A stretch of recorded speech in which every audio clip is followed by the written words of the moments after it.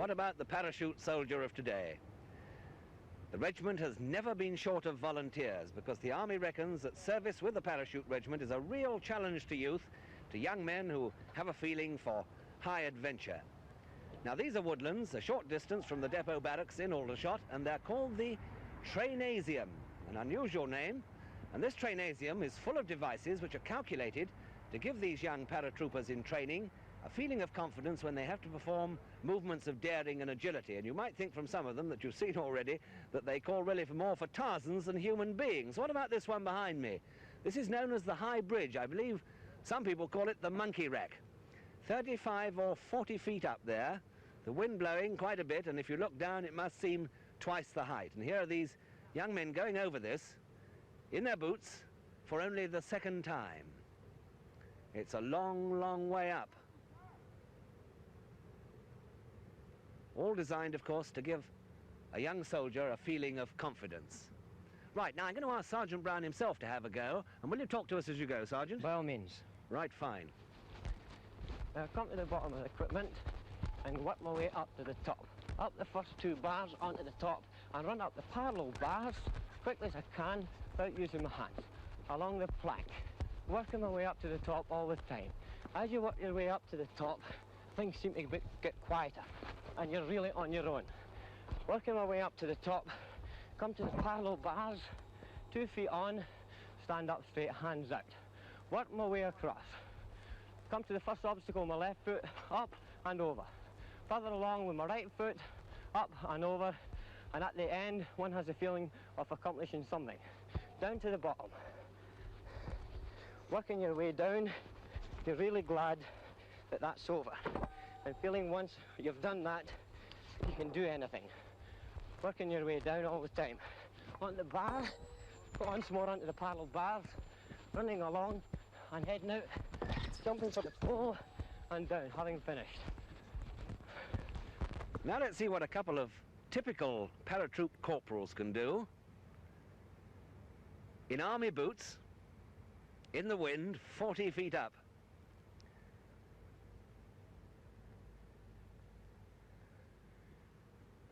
What about that? Sergeant Brown, you haven't lost your breath, I hope? Oh, no. That's not something you'd expect your young soldiers to do? No, these two corporals are. They've only been in about 18 months to 2 years. And they've been up there so often that they've got complete confidence in their ability to do anything, no matter what height they're up. Fine, thanks very much. Now let's have a look at the next item, shall we? By all means.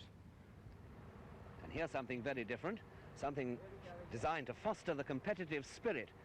An innocent-looking block of concrete weighing about 200 weight, various tackle, one kind and another, 4 poles, bits of chain, rope, and 2 teams to compete against one another. I'm going to ask you to be the running commentator, Sergeant Brown, if you will, but I'll get the sergeant instructor down there to give the off. Go! Now they're split into 2 teams, one to test the initiative of a leader and to get some competitive spirit into their timing. Now also, before they start off, they've got a record time of 28 seconds to beat, which, right from the word go, is something in which they've got to set out and try and beat. Now it tests the initiative of the leader in organising different men to do different jobs, because to get this record time, everyone has to go straight to his own job and set up his own piece of equipment without making a mess of it. It's important to get that crossbar, isn't it? Something to pull against. If they don't get this crossbar on tight and first go, when they start pulling the gin up, the whole equipment just collapses, and then they have to start all over again, and it's impossible to get any reasonable time whatsoever. This won't be a record, certainly. Well past. These recruits have only been in 8 weeks, and have only shown how to do this once. And once should be enough. If they've got any leader with any initiative at all, they can get that piece of concrete up to the top, no bother. As soon as it's at the top, their time is finished.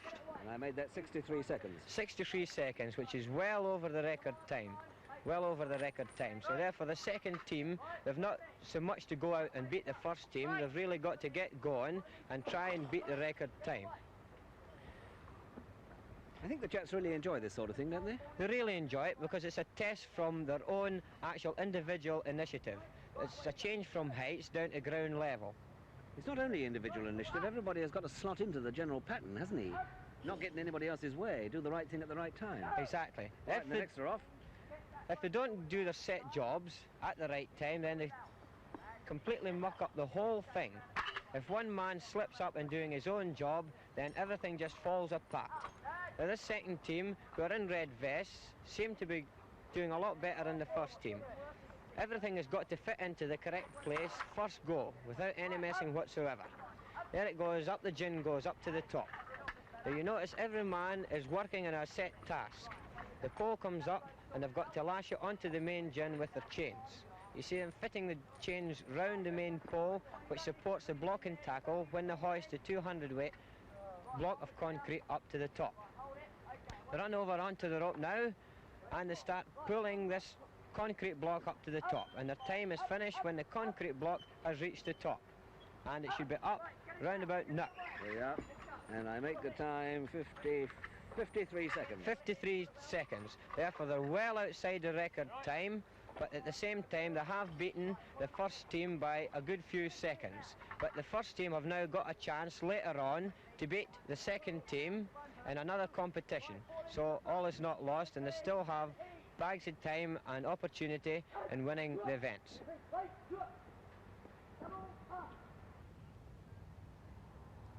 Fine, now let's go back to the treetops again and have a look at what they call the high slide. The height of this thing, you'll see in a moment, just about the same as 2 London double-decker buses on top of each other. The standard equipment is a bar and a pulley. Sergeant Brown will show you a bit more of that in a moment. That's about all you need, really, for a very swift descent, except perhaps a little bit of nerve. And it must be a lovely feeling flying there through the air. Calculated, of course, to give a man confidence at height, moving through the air. Right, fine. Now then, let's have Sergeant Brown telling us what it feels like as he comes down. Once more, it's up into the treetops. And as we got here, we'll wonder what on earth have they got in store for us this time. Up and up we go onto the top platform, where we're then handed our pulley. A pulley is a simple piece of equipment with a pulley, a bar, and 2 straps in which you can hold on to.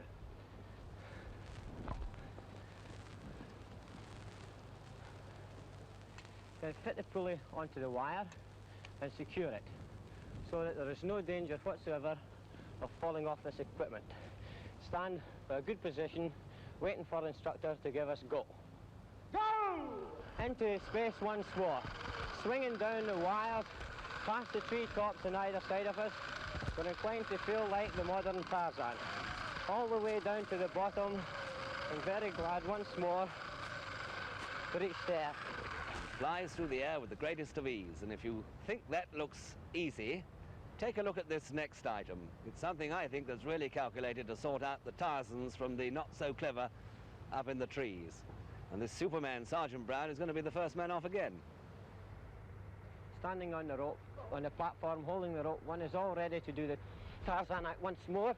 Forward and up into the net, and hold the net. And we'll climb along the net as quickly as possible onto the first wire. Gripping the wire, we then turn round and head up towards the tree to do the next piece of equipment. All this is done as quickly as possible. Up the tree, as quick as we can, as best as we can, onto the top to the platform. Standing still, we see the rope hanging in front of us. This is called the Tarzan jump. Forward and swing over onto the platform, steady the rope for the next man to come round. We then go round, good grip of the second rope, good position, lean on and pull across onto the wire. The left knee on first, the hand, and then both hands and slide along, with the instructor shouting, you're like a kiddie going across for sweeties. Cross, round the side, and onto the last wire, sliding along as quickly as we can towards the other tree and the rope. Onto the rope, safely down to earth, finished the exercise once again.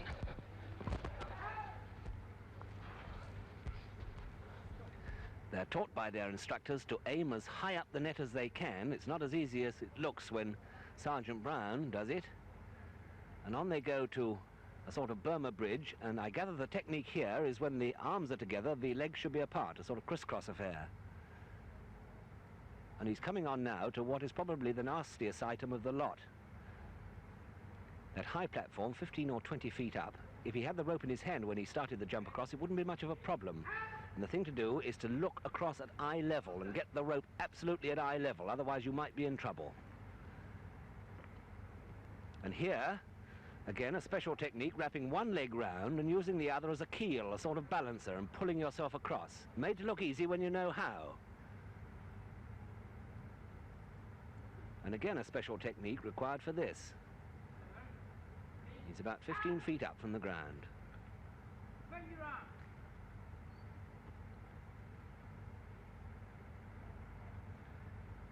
If you can do this sort of thing with confidence and not care a darn about it, then your instructors will have the idea that when you get onto the real thing, you'll probably make a real good paratrooper.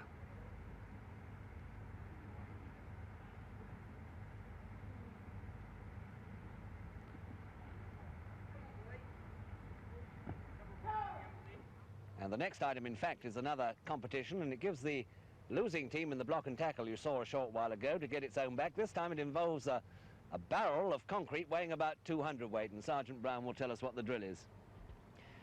Before they start off, they're told by their PT instructor that they've just captured a very valuable piece of equipment which is represented by the barrel. They're also given 2 poles to aid them to get across the gap between the 2 large concrete pillars.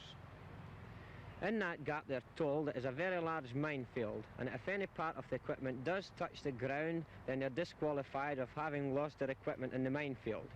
Now, on the command go from their instructor, they've already organised themselves into a team, and every man is set to do his own task. So to get a quick time, you've got to go to your task as quickly as possibly can, and from the word go from the instructor, they set off to try and beat the time. Now, the record time for one way across this is 20 seconds. They're going to give us double value. They're coming back tonight, aren't they? They're going to go 2 ways, so if one team loses, then another team can catch up. Now, they're getting their equipment across to the other side. Now, it's pretty even at the moment. They're down the other side with the white-vested team slightly in the lead. You've got their equipment over, and their poles back, and the team is finished now. So the first team is finished. 21.5 seconds. They've done that in just 1.5 seconds over the record. Now, they're coming back again, and we'll see how quickly they can do it this time. They've really got to go to get the equipment nearly touch the ground there. So the white team is well ahead of this red-vested team, well ahead. They've got their equipment over, and they're now pulling the logs over. As soon as the logs have got right out of the ramp, they're finished. And there they are now. So they're finished once more, and that time they took 22 seconds, a little slower. Now the second team are well behind. They've got their equipment over, and now they're pulling the logs over. As soon as they touch the ground off the ramp, they're finished. The 2 logs over, touch the ground now. Exercise is finished. Now this time the white-vested team have got their revenge, so they're now even in the series. Well, I must say it makes them tough, and it certainly encourages initiative, doesn't it? It does encourage initiative, and they certainly do enjoy it. After all this sort of thing, after a number of weeks here, you've got it pretty well mapped out whether a chap is likely to make a good paratrooper. Well, we can tell from all these exercises they do here in tests if he'll make a good parachutist. If he jibs at any of these or hesitates, then he'll hesitate when he's in the plane ready to parachute. So we can sort out the weaker ones from the stronger ones, and we have a good idea who will be able to go on to Abingdon and do their parachute course.